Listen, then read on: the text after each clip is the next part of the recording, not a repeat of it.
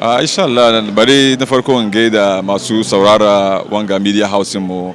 Shi in ce kaman mun gode ma Allah da muka yi zaben ga lafiya muka kare lafiya. Alkawalin da His Excellency John Dramani Mahama ya bayar a cikin campaign sa a cikin sa guda ya ce kaman cikin ikon Allah aka jefa masa kuriya ya rage kudin haji kuma kan aka yana mini this week head of the task force Alhaji Collins Dawah ya fito da shi figan ko kuwa cost of the Hajj fares ya ce mun rage Hajj nan from 75,000 to 62,000 wanga na nuna cewa kamar His Excellency John Dramani Mahama mutum da ya ce in ya ce dai wani abu ina cika alkawali so mu da namu ne mutanen Ghana da musulmai Ghana baki daya muna so mu san cewa kamar partin or government NDC alkawalin da muka yi cikin manifesto mu duka a cikin ikon Allah mu yi kokar mu cika mun san muhimmancin haji mun san yadda mutane mu ke neman kowa a ce ya samu ya taimaka kuma in dai haji ya yi sadaka yawanci ba ya samu a yi haji saboda shi ma ya duba ya ji tausayin mutane mu ya ce kamar in dai aka ba shi ma ya yi kokari ya rage kudin haji kuma gashi ya tabbatar da aka to namu ne mu kara masa addu'a cewa kamar Allah sa gwamnatin ga ya taimaka ma musulmai da Ghana baki daya to shi wannan riga wanda yi mu namu ne mu ce ma mutane musulmai let's take advantage of it let's make sure that at least duk yana da mu yi mu bar haji yi muna soki from beginning to the end in mu taimaka Hajj committee then kuma yi muna soki in the few days announce the various modalities in terms of the acquisition of the visas and the days of departure here and there so ni ma na gode ma Allah cewa kamar abinda muka ce mun yi mun cika alkawali wannan ai su man ce ra'ayin su kenan the point is that wanda shi yayi alkawali yazo ya cika alkawali you know it should tell you the kind of person we are taking off mutum nan da bai ce yana yin don mutane so da yawa kuma yana sa tsoron Allah cikin al'amuransa and so bai son swaba ma ya ce ya zo national chief imam da national muslim conference an zo an ba shi shawara kamar abinda muke neman ke ga sai ya ce kamar shi ya zo amma daga baya ya juye bayan sai ba mutane ai ka san John Dramani ma ba hake ke ba halin su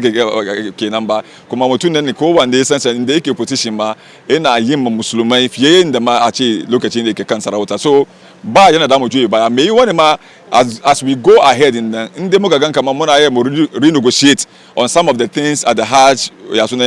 conference in terms of accommodation in terms of the buses in terms of the flights in mu ya mu samu Hajj ma hizo kasa ma feda but then at this time in mun duba yanda ababai ke tafi muka ce kamar let us reduce it to 62,000 we are foreseeing that going forward when things are stabilized economy kuma okay of course at least mu duka mun ci amfani mun ga amfani Hajji inshallah ba wani subsidy cikin wangala mura abinda shi ma bai son ba eji kenan there's no subsidy at all it's about the fact that mun renegotiate the deals of Hajj I mean kana neman ka samu daki mai kyau ka ba mutanenka kana neman buses where the early bird catches the worm mun ya mun ta conference ga mun zama da su don ya bar kowa san kaman kan mu sa interest mu cikin kaka sa cewa kaman da ka doki haji kana zama da shi wurin business ka a'a to shi duk wanda ya same shi cewa kaman da ka doki haji ka zama is a business ya kore ka and he will let Yoko or the investigative body take you on so mun ta mun renegotiate deals da ake da shi duka kan accommodation kan batun flight wurin abinci da duk ababen da muka san kaman it contributes to the performance of the Hajj mun ta mun renegotiate ne muka samu shi soki and so that should tell you the difference ba batun subsidy bane a'a bai so shiga cikin wannan balance wani mai ce kaman in future nan you know we took government's money or taxpayers money to go and fund Hajj or he asks that mu renegotiate the partnership mu bar su san kaman shi as government of Ghana ina so ibar al'amuran musulmai yi musu soki so mun da muke Saudiya ko kuma mun da ke Saudiya and the philanthropists and the government of Saudiya and those who are having the private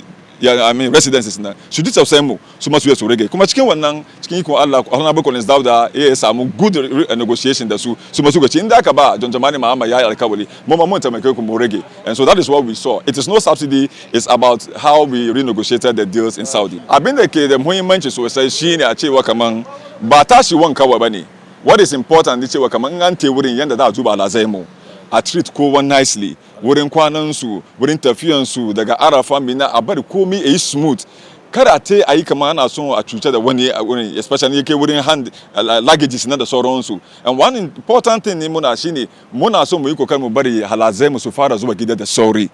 a lot of times nan da an kare haji kakan kama halazai sun jima 3 weeks to 1 month or maybe more than 2 weeks da fara tasowa, and wannan da yana kawo masuwa sosai, wani yana nan kudin shi ya kare komin shi ya kare. And so one of the things da muke duban cewa kamar ya kamata ayi kokari a make sure kamar wannan da su taso da an kare Hajj, at least in the next 3 days 4 days ya kamata ayi a fara tasowa don mutanen su samu su ji dadin botun da suka ce su. Of course it's on the table because like we are told it's an international airport. So na san jirgin da zo da su, I mean the various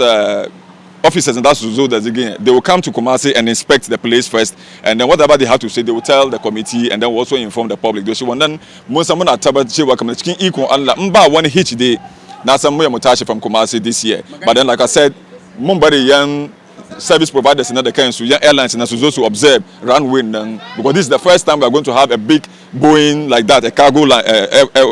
aircraft coming to Kumasi. Doshi mun duba wannan aso mu sanar da ku insha Allah. Musulmai alhamdulillah ga kamar da muka fadi yau mun zo Ramadan conference ne, muna gode ma Hilal committee kuma ga su Sheikh Yusufiya da sauran su cewa kamar da mu shiga cikin Ramadan ku bari Allah yin da national chief imam da maluma mu suka nuna muna kamar as musulmai as youth mu rika kai mu sosai, kan mu shiga cikin wannan halolin da bai kamata ba, kan mu muna shiga cikin fada da ababai. Batun aiki na dama mutane mu, youth na neman aiki, suna neman education, suna neman yanda arziki wanda da su tafiyar da garin rayuwarsu. So these are things that His Excellency John Dramani Mahama to the Muslim community is assuring cewa kamar aiki ya yi kokari ya samu aiki shigo cikin zango. Kuma da ikon Allah kuma da mu samu economy mu kuma better, so that at least a lot of people can be able to get some money to be able to do their business. So namu ni Musulmai take advantage of the opportunities that His Excellency John Dramani Mahama, the NDC government that's to kawo, so that at least we can be able to alleviate poverty in our zone coast, inshallah.